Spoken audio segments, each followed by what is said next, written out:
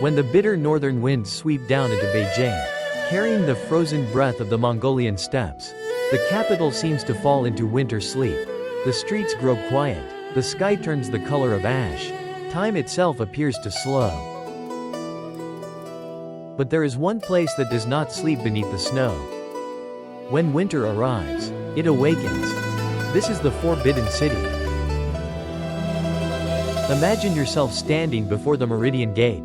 The sky above is heavy with gray clouds, thick with unspoken history. Then, slowly, the first snowflakes begin to fall. One by one, they drift downward, soft and weightless, settling upon the golden glazed tiles, clinging to the stone dragons that guard the stairways, spreading a white carpet across the vast imperial courtyard. The red walls, red of blood, red of power, red of fortune, glow even brighter against the purity of snow. The contrast is almost painful in its beauty. It is majestic, yet profoundly melancholic.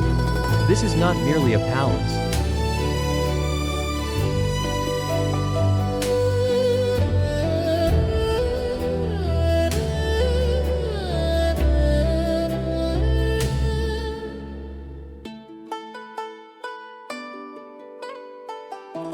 For 500 years, from the Ming to the Qing Dynasty, it was the home of the Son of Heaven. 24 emperors lived, ruled, and died behind these towering walls. Construction began in 1406 under the Yongle Emperor. According to legend, the celestial palace in heaven contained 10,000 rooms. The earthly emperor, as heaven's representative, dared not surpass that divine number. So the Forbidden City was built with 9.999.5 rooms. That final half room a symbolic act of humility before the gods.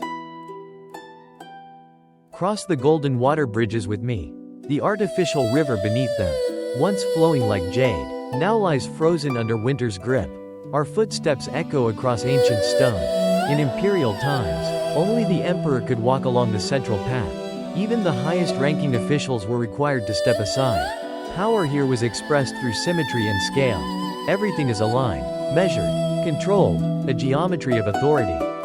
Before us rises the Hall of Supreme Harmony, the largest surviving wooden structure in China. Its sweeping golden roof curves toward the heavens, a symbol of ultimate sovereignty. On ceremonial days, thousands of officials once knelt upon this vast courtyard, perhaps dusted with snow like today, waiting in absolute silence for a single imperial decree. Imagine the scent of burning incense rising into the cold air. Sacred, oppressive, grand. Yet the Forbidden City was not only a place of politics. It was also a world of extraordinary luxury. Step deeper into the inner court, where the emperor's family lived. Beneath the stone floors, heating systems carried warmth through hidden flues during the harsh northern winters. Royal garments were masterpieces, robes lined with fox or sable fur, embroidered with dragons and gold thread. Against gray winter skies, these colors must have shimmered like living fire. Banquets of imperial extravagance, the Manchu Han Imperial Feast, featured more than 100 dishes. Rare delicacies from mountains and seas were served upon carved sandalwood tables. Warm wine was poured into jade cups to push back the cold.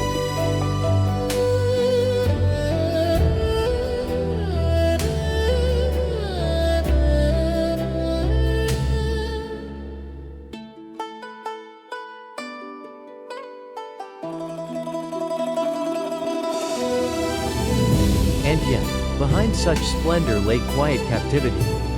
For thousands of concubines and eunuchs, the Forbidden City was both home and prison.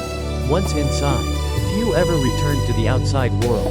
Their lives unfolded in silence, in shadow, in service. They lived near power, but never possessed it. The most tragic story belongs to the last emperor, Puyi. He ascended the throne at the age of 3. A child crowned at the twilight of an empire. In his memoirs, he described playing alone with crickets in ornate cages while revolution brewed beyond the walls. One image remains haunting: young Puyi riding a bicycle, a Western novelty, circling through ancient courtyards, bumping against stone thresholds. It was a symbol of transition. He tried to chase modernity within a structure built for eternity. But the walls were too high, too thick. He was the most beautiful canary in the grandest gilded cage. In 1924, on a bitter winter day, Puyi was expelled from the Forbidden City. He left behind the dragon throne, the treasures, and the childhood he never truly had. The palace became a museum, a silent witness to the collapse of imperial China.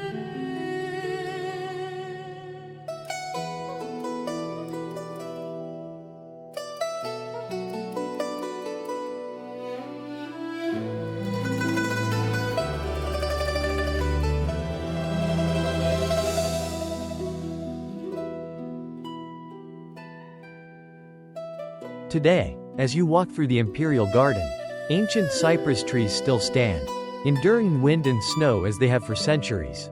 Snow covers the traces of glory, ambition, and human frailty. Under its white veil, palace and peasant hut are equal. Snow reminds us that power fades. Only silence remains. The stray cats of the Forbidden City, descendants of imperial pets, now roam the red walls. They move lightly, indifferent to dynasties. Their eyes have watched emperors rise and fall. They alone seem untouched by history's weight. Stand in the center of the vast courtyard. Listen to the wind passing beneath curved eaves. In that moment, a realization arrives gently, like falling snow. Power melts. Empires dissolve. Even the mightiest throne eventually becomes an artifact behind glass. What remains is memory, beauty, reflection. The Forbidden City in winter is not merely a scene.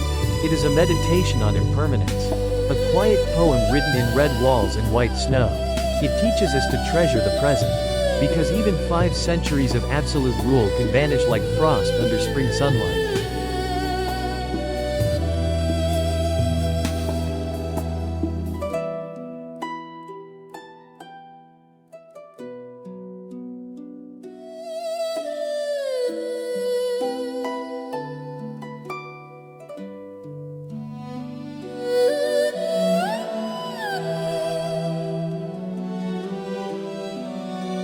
Thank you for stepping through the gates of time and wandering into this snow-covered dream of Beijing with me today.